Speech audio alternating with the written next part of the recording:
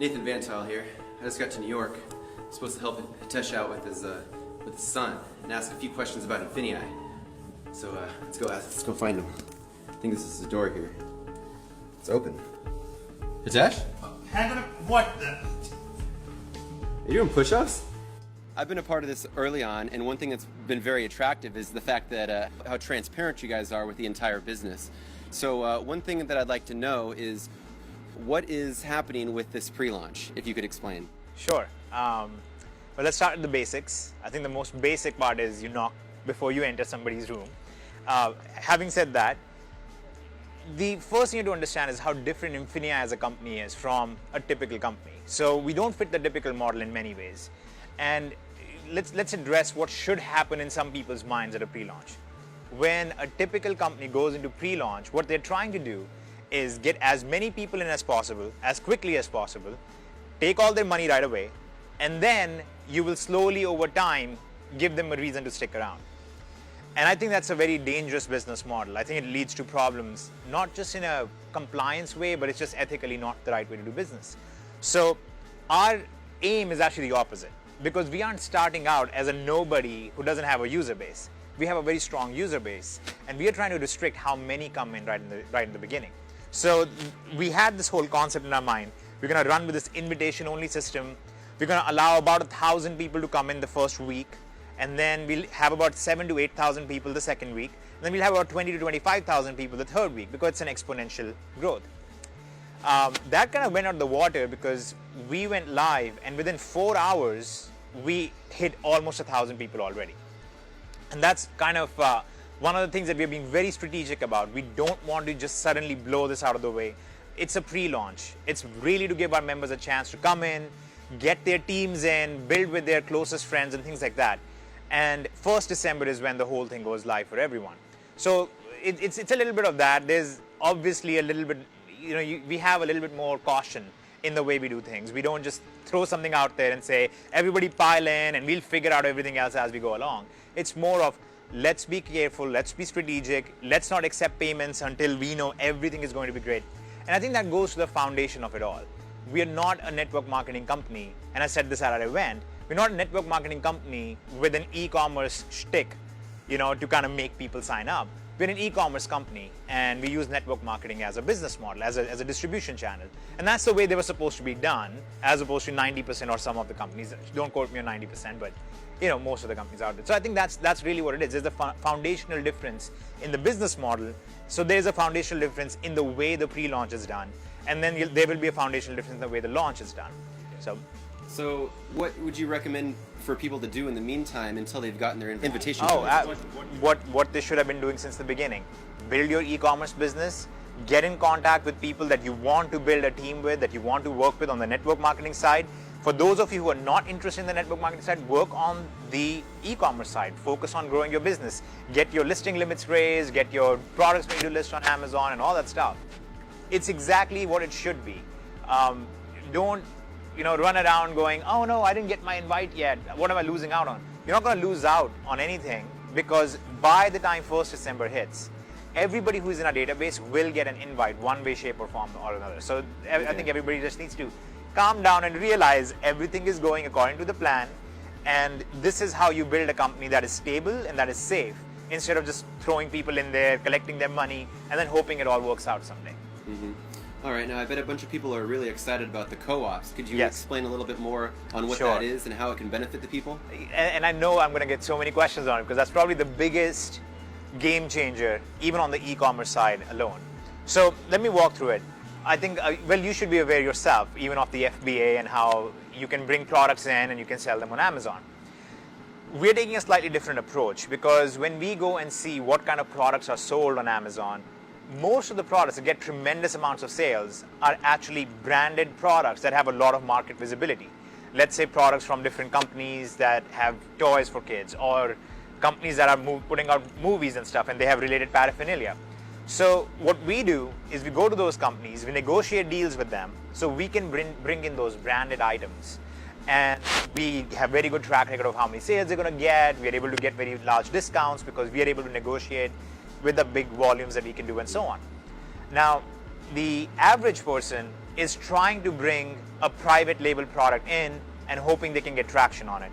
What we are doing is going after products that are already selling and just inserting ourselves in the process. And that isn't because of our user base. Our user base is pretty awesome. You're one of them, maybe one of the slightly less awesome parts, but thanks to your tax advice. But in general, you are, you're a very awesome part of it. But our user base is so strong and they generate so many more sales compared to the average person on Amazon or eBay and so on. We can go in there and say, hey, listen, we will generate the sales for you, we will drive the sales for you, and our user base gets to benefit from that. On the other side, for the user, now they get to play in the big boys league, if you will, right? They get to play with the branded products. But it's very difficult for the average person to negotiate it and to fund it. So what we do is we go in and say, listen, you can be a part of this as a whole big giant group, and we will run a co-op on this. We will go to the company, and once we have sufficient members who are interested, then we bring the product in, we list it on Amazon, and as it sells, our member can basically get what they would have done manually, they're able to get from this, and that's what they pay the transactional fees for. So essentially, we're providing a service that I think is very much needed for the average user and will help us take down the road of where we are trying to go, which is having our own internal marketplace with our own internal consumer base, which I think should be the aim of any company getting out there. And then next on the list would be the digital. So could you explain a little bit more about INFINii Digital? Sure. So actually we just did our first beta launch of a product in INFINii Digital landscape, which is the Shopify product. And if you look at the digital products out there, I think it's about very fair to say, and I might be overestimating this even, that 99.9% of the products will never do even 6 figures in gross sales. Okay? So we just put out this first product. We were very careful to not over push it. Okay, we did not bring in outside affiliates. We did all of the things that we do when we're being cautious, and they just grossed over $300,000 in their first week. That's a very, very strong showing. So we know we have something very strong for our digital producers. People who have digital content. I know people like you, there are many people like you who have figured out a unique twist on how to do business better, or know a little bit something about anything. You know a little bit about photography and how to enter people's doors without knocking and showing decent politeness. You could make a course about that kind of stuff and put it out there. And as people purchase it, without you having to manage it, you don't have to manage the payments on it, you don't have to manage affiliates on it, you don't have to manage the tracking on it. The INFINii Digital project basically takes care of all of that for you. And it takes very, very minimal fees. But again, the whole idea is now we are giving our users one more thing that they can do. And see, the idea is the more economic activity you give the average user to do, the better your results are and the better their results are. I see. So where does so where does DS Domination play in the entire picture of INFINii? It's essentially a product on INFINii. It always has been. That's the thing. It has been a piece of INFINii Digital since the beginning, but obviously we didn't talk about INFINii Digital because our user base was about e-commerce. Now our user base is way bigger and we're covering a lot of different things. So we have e-commerce and we have all of these other things as well. So DSD becomes a product on INFINii Digital, just like Shopify product is a product and parts of Genesis can become products and so on and so forth. So we're going to have thousands of products on INFINii Digital, and DSD is our strongest and the best-selling 8-figure product on there, which again is a strong showing for INFINii Digital that our first products have done as well as they have. Okay. So where do you see INFINii going a year from today? That is a very difficult question to answer because I'm in a place where I can see what it could be, right? And then you also have the real world projections of this is probably what's going to happen and so on. So it's hard to say because INFINii is such a massive conglomerate. There are so many different pieces in there.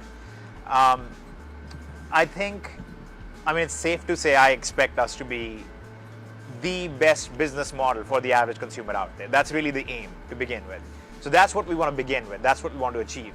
At the same time, I think what we want to do is create a community where everybody can be doing different types of economic activities, but they're all benefiting together. So if you're selling on eBay or Amazon, great. If you're selling digital products, that's great. If you're referring vendors, that's fine. If you're manufacturing your own products, awesome. If you're going to be in the lead generation business or providing marketing consultations or whatever, all of those things will somewhere fit into the INFINii system as a whole, even freelancing in general. So it's hard for me to just look at that and say, oh, here is what's going to happen. And I think people who speak like that typically have limited business experience, and they are the app launchers. They're like, oh, I'm going to launch an app and I'm going to revolutionize the way people eat food, and then nothing happens. So I'm very cautious about projections, but I think we are already the best business model that exists for the average user, and I see us really solidifying that position over the next year or so. Okay. And then one question that I've seen a lot on Facebook is questions about trainings on each one of these moving parts in INFINii. Is there going to be trainings for vendors on how to Yes. plug in vendors? So all of this, so forth? yes, all of this training will be there over time as it becomes more and more relevant. One of the concerns that I have is if you have so many different directions that you can't just throw somebody out there, right? I mean, we're not born with 5 degrees given to us and saying, all right, go out and choose what you want to do. You take a long time nurturing that. You try and figure out over time what are your interests, what is your expertise, and then you go in that direction a little bit more. So we're going to release these pieces over time in an individual way. You want to give people a very clear direction on this is the most profitable path for you. This is the strongest showing so far, and give that to them and let them make their decisions with that. So we are not going to, like, the day we go live, we're not going to suddenly have, here's how you go create products for digital, and here's how you freelance, and here's how you refer vendors, and it's going to be very controlled. It's going to be, here's how you sell on eBay and Amazon, here's how you participate in the co-ops, and here's how you participate in the marketplace. Now you have something to begin with. Start solidifying your business. And that is the other thing you have to keep in mind. We are not trying to throw out a bunch of things and see what sticks. What we are trying to do is throw out what we know already works, let people use it, and then complement that over time and let them build up from it over time. Okay. Does that make sense? Yeah. So I guess a lot of people's question is, how do you come up with stuff like this? Like INFINii, like... Okay. Well, that would be like asking, how does a baseball player hit the ball so well? Or it's, we all have our thing that we do. And I used to always say, oh, it's nothing special. It's, anybody could do this. But I've realized over time that there are people who have different skill sets.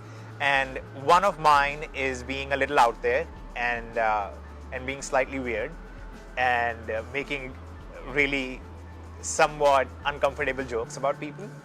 And one of those skill sets kind of applies to trying to look at a problem and saying, all right, here is a solution that currently doesn't exist.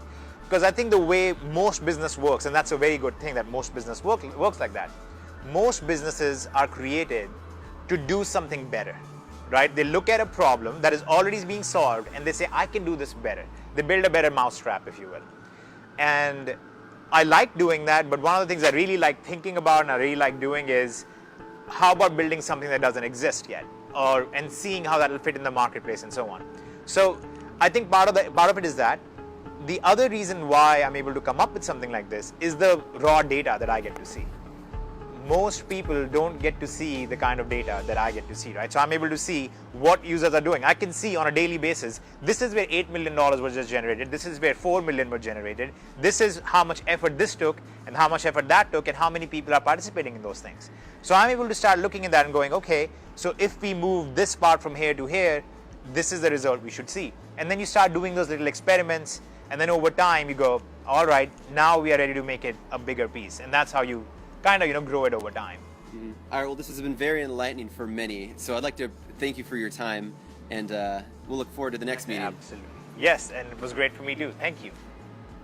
All right, so there you guys have it. We got a lot of questions about INFINii answered that we all wanted to hear. If you guys have any additional questions, go ahead and comment below. If you guys already see a question that you wanted answered, go ahead and just hit the like button on that. Thank you. See you next time.